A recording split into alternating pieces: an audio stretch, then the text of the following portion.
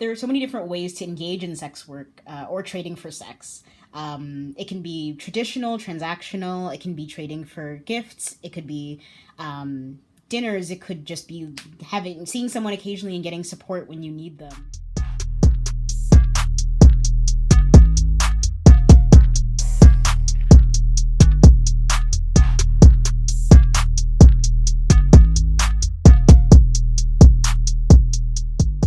Sugaring can be a lucrative lifestyle. While I was doing it, I made thousands of dollars a month for, from my perspective, very little work.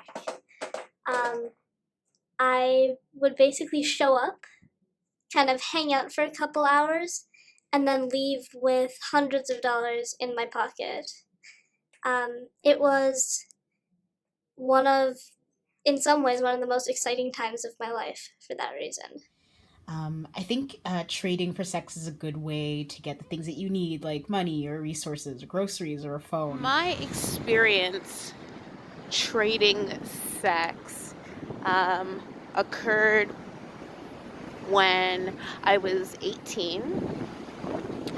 I had sex for money a couple of times with one older man at a time when I used to call myself broken, like shattered like a piece of glass. And in my case, it's stability, which the house represents, it's happiness, it's health, um, it's longevity, and if it's short term, your goals are accomplished. Whether that's a nice purse, whether that's tuition, whether that's lipstick, whatever it is, you get what you wanted. Hopefully, with your health, your happiness, and stability.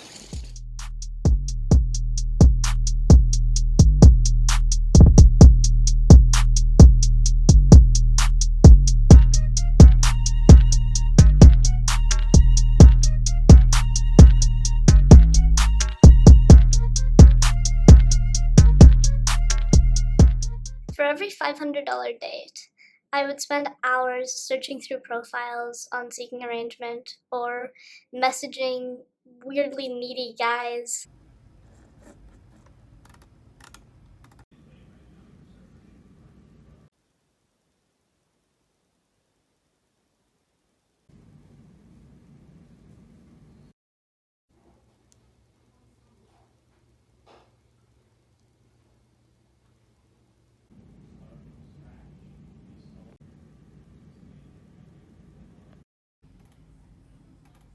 And you have questions to filter out the time wasters, the guys who are just trying to talk to you for days and not take you out. So you're asking them where they work, if they live around you, what they're looking for, why they're online. Hello? Oh, hey. How are you? It's nice to hear your voice finally. Yeah, Sean, right? It's the first day, conversation is very light, nothing too serious, no talk about politics or religion. I usually try to figure out if they're the type of person that I would want in my life. And I'm usually very honest because there's no point in playing games when you don't want the other person to keep playing games with you. So I tell the person what my expectations would be, long term and short term. Hi. It's nice to meet you. Wow, great to meet you finally. Yeah, I think I'll have some wine. I'm gonna have. Also, may I have this, please, right here? Thank you. Oh, thanks for bringing me out on a date. It's so sweet of you. It doesn't really end up, or at least in my experience, didn't end up being the committed, stable relationship that is often advertised by websites like Seeking Arrangement. I was interacting with a bunch of different men who mostly wanted once or twice to have sex, and that was it. I would be lying there while men were performing sex acts on me, basically waiting for it to be over, focusing on making the right noises and the money I would get out of it. Here comes the difficult part. You decide whether or not you're going to get intimate with this person, whether you're going to let them share your personal space, whether that's your hand, your mouth, or your hand. And if you're doing something, you should always be consensual. You should always feel safe. You should always have discussions before it happens to prevent any mistakes or confusions or accidents. So rape is illegal, don't forget that. If you don't feel comfortable, you stop. If you need a break, you stop, of course. And if you don't want to finish it, you don't finish it.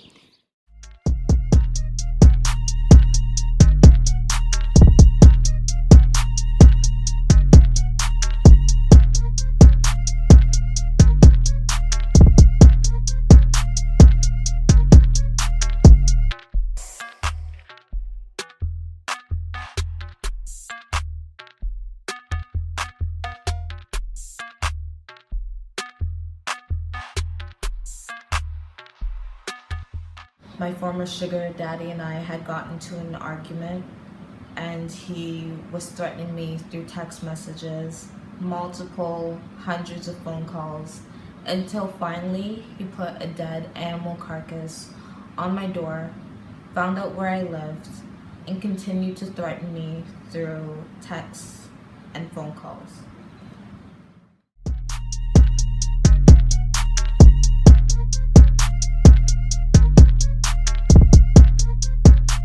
I always get picked up or get Ubered. I ask for their license plate number just so that I know that I'm safe, and if anything was to go wrong, I would be found. What up, girl? Yeah, so I'm going on a date, remember, with Sean, I told you? We're gonna go to Casey's. Yeah. Hey, oh my gosh. That date, this guy, so I'm like a little tipsy right now. He wanted me to go back to his place. He was trying to grab my arm and everything. I had to call the Uber and just get out of there, I'm telling you. You always remember to use protection, whether that be in the form of condoms or pills. And always remember, it's just wiser not to get emotionally involved, because you do realize that you guys are only in it for ultimately sex. But even with protection, some things still get passed along, so you should get tested, as often as you can.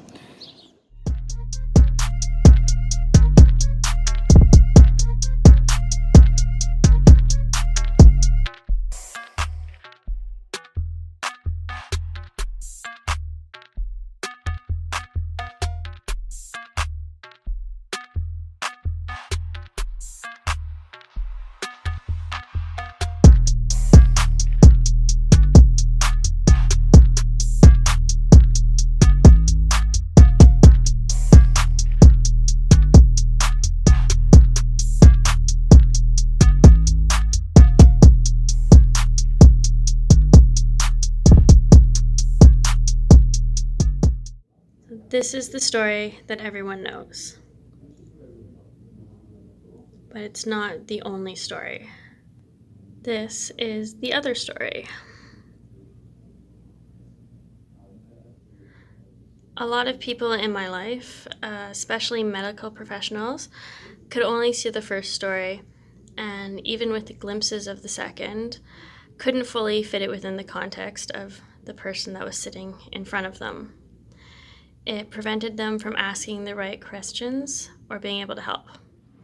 When the police came to my home late in the evening, one of the first questions the officer had asked me is my relationship with this older man. I was around 19 at the time, and my sugar daddy was 52, or at least that's the age he told me. Instantly, the judgment started. I was judged because I was young, living on my own, and dating a 62-year-old. They asked me, does he help you financially? And I was honest, because I'm scared of the police. I didn't want to lie to them. and told him, yeah, from time to time.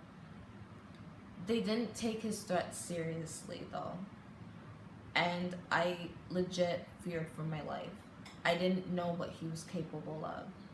I was hoping to be at least offered some sort of support. But one thing I never understood to this day, and it's 2018 and this happened a few years ago, is why do the police always wait for something tragic to happen for you to finally reach out again for help?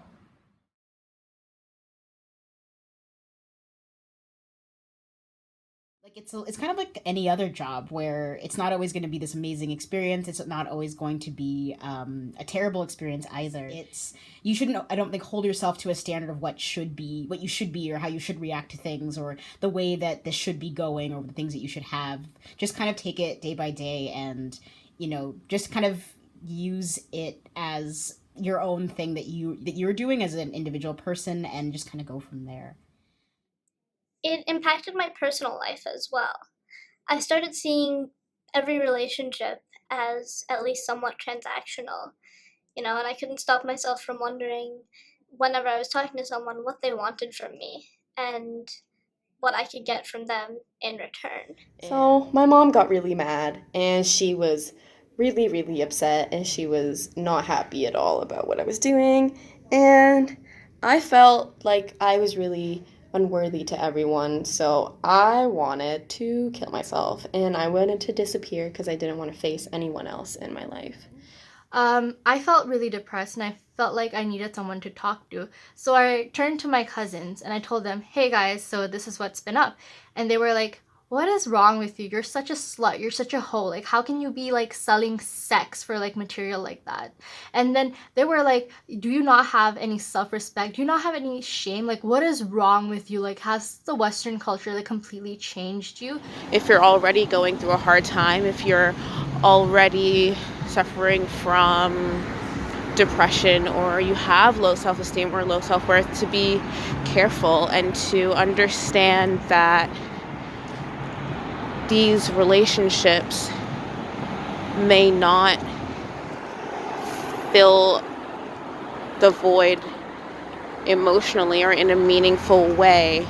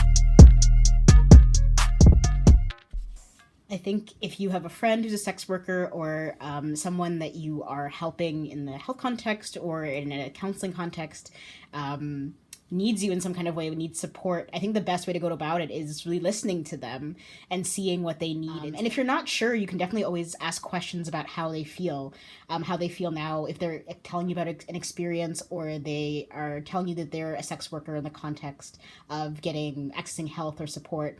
Ask them how they feel about it and where they stand, and also ask what kind of support they might need, because everyone needs different support and different kinds of support and different amounts, and they might not even want support. They might just need a listening ear or the very basic service that they needed or that they came to you for.